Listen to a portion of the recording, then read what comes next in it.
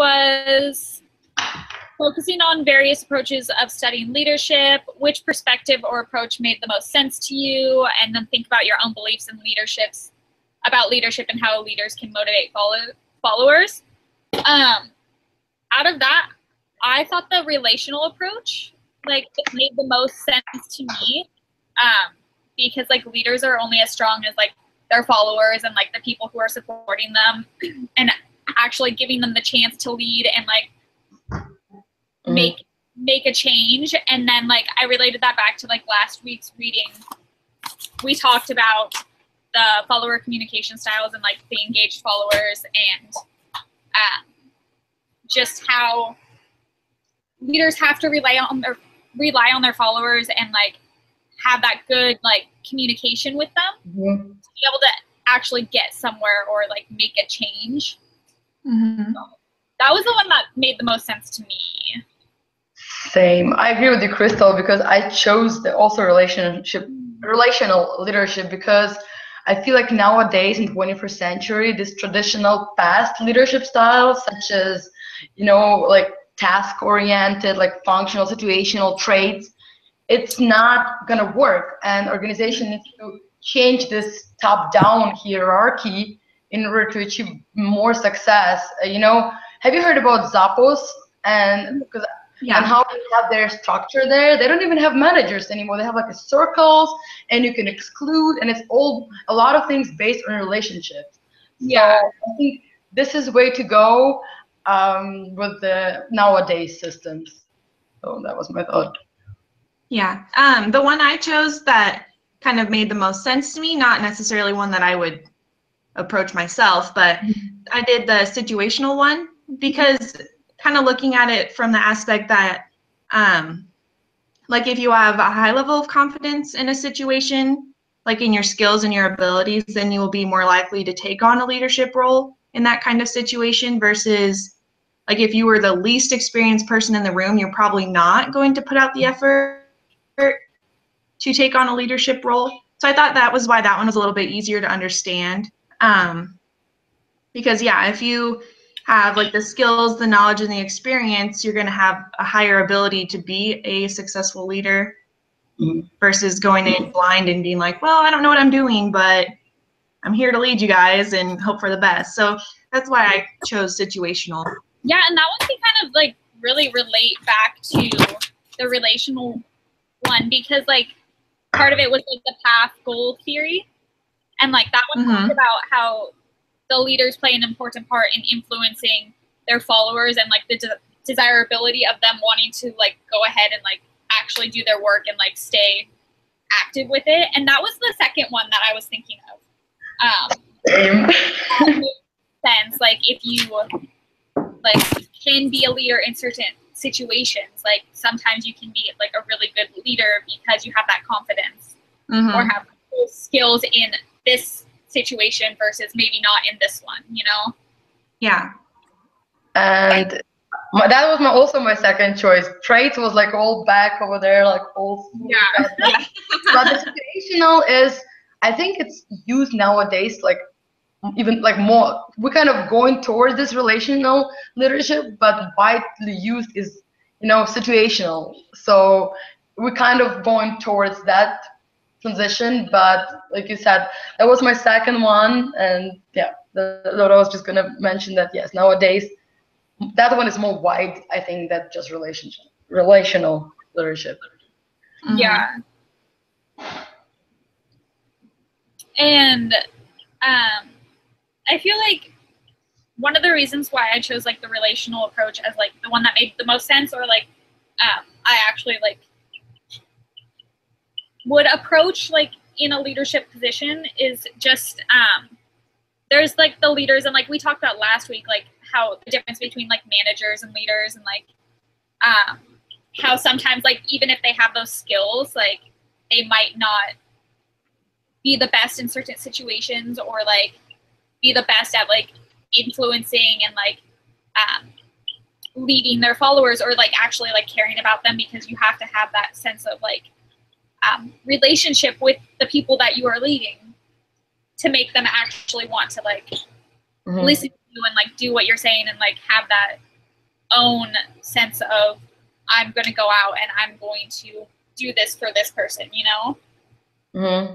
Because then there's like the leaders who don't necessarily have that, and like even though they can still get some followers to like follow them, like they won't have as big of a turnout or like make as big of a change as like they would like to, you know? Mm-hmm. Also, relational approach, I think, coming from your point of view, Crystal, that it's more like long term, because you build relationships with the, you know, with the employee, and it's gonna, you know, it's kind of like a unofficial, maybe like a friendship. You know, you're not gonna betray your friend, you know, if you have a good relationships. And also, why I choose this one, because according for this leader member exchange theory, you know, the employers would be more productive, they're more satisfied with their job, highly motivated. So meaning that, you know, I would want to have a relationship with my, I don't know, manager, leader, you know, rather than just, okay, do that and do that again. You know, I've had plenty of examples in my life, and yes, I would do prefer, I would make more for a leader that, you know, has the same kind of, feels like on the same level with me.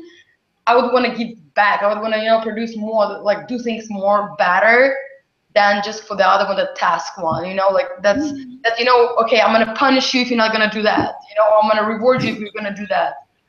So that was one of the reasons. Also, I think relational leadership in the long term is better. Yeah. You kind of, as a follower, want that respect and like that sense that you can actually go to the leader, even though like if you feel like you're on the same level, even though like you know like the leader's a little higher than you, like you want that kind of equal respect with them. Yeah, and that kind of reminds me of I chose my store manager for the interview thing that we're doing for this class, and I chose her because she is like the authority figure, but she also relates with the rest of us, and she'll come out on the floor during peak and she'll jump on bar with the rest of us, and she's really helpful and encouraging, and so that's really refreshing to have a leader who can also kind of get down to your level and do the things that she's expecting you to do. Yeah. It's what we talked about last week with like the managers that like we had come in that didn't have the barista skills but felt like they could just come out and say, you need to do this, you need to do that, like you're doing that wrong. Like you kind of want your manager or your authority figure to know when they need to help get the job done and go down and start working at your level and doing your basic tasks that you need to do. Like my manager like will come in and spend so much time and like get down and start like cleaning and scrubbing everything that needs done, or like jump on bar when it's like super busy, just seeing what needs to be done and trying to help out. Yeah. Everyone else like kind of grow and like stay afloat, you know? Yeah. So since everyone brought example, yeah, I'll probably bring an example from my work when I was a bartender. So we had, again, these two managers. One manager is such a relational leader that he knew when my mom comes in, he at the bar, he's like, oh yeah, this is your mom, la la la. Start talking, you know, like, I mean, he was like, he was knowing about each employee, you know, like, and everyone didn't even mind to share, you know, with him. Versus another leader that he didn't care about anyone else outside and, you know, work. All he cared about is you need to make, you know, whatever upsell and, you know, good customer service. You know, this two like things just makes you, and you know, it's interesting that everyone around was talking about that leader that was, you know, didn't care about relationships as much. Everyone hated him, you know. So this is, again, your choice. Do you want to be like, I don't know, hated or just disliked, or have this relationship with your, you know, leader boss that, you know, just wants you to share, you know, not, again, not in the same position, you know, when, oh yes, we're best friends, hey, no, but still have this, you know, friendly, I don't know, atmosphere between both of you. So that's also important. Well, yeah, and I think that's why sometimes it's so hard to find like a good leader, because they do have to find that happy medium between like having good relationships with your employees, but also meeting like quotas and paying attention to numbers and all that kind of stuff. So you kind of have to hit somewhere in the middle to be a good leader, which I think can be really hard sometimes. And so like give that like constructive criticism or like talking to when you need it, you know? Yeah, and that also goes with under the situational leadership approach, the like follower readiness, like the continuum it's talked about, how like the ability and the willingness of like the follower like dictates the outcome of like how good like the leader is in their leadership skills. So it's like trying to find that happy medium on the continuum between like the ability of like the followers as well as like their willingness and like what is it going to take for them to want to go out and do that task like on their own, you know? Versus always being told to do it and like not necessarily like putting 100% of their effort into whatever they're doing. Shall we move to another question? We're so deep in this, you know, approaches.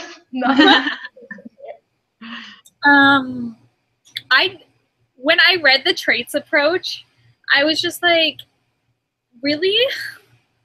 Like I had to stop because I was like, wait, like, is this actually like one of the approaches that like they actually talk about and like see as a real like leadership approach, you know?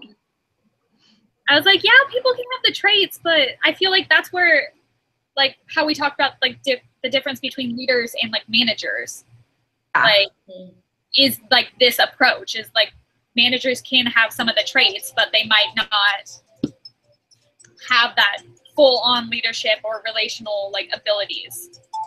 Well, yeah, and someone can have the traits but not know what to do with them. Yeah. So it's like, then it's just pointless. Okay, so my timer just went off for 12 minutes. Do we have any closing thoughts? We forgot to talk about this transformational, because that was, I think, a second question. I think we just had to talk about which one made the most sense to us, and then like. Oh yeah, so it was about leaders. Then. Okay, never mind. Yeah, I think we're okay. Okay. So all right. I think we should just send out like a group message like Thursday to everyone and just make sure like everyone like responds and like is on board for next Friday at 9:30, and see if we need to maybe adjust the time so Allison or so Diana can make it. Yeah, that would I don't have the. Okay, I think we should turn it off at this point. The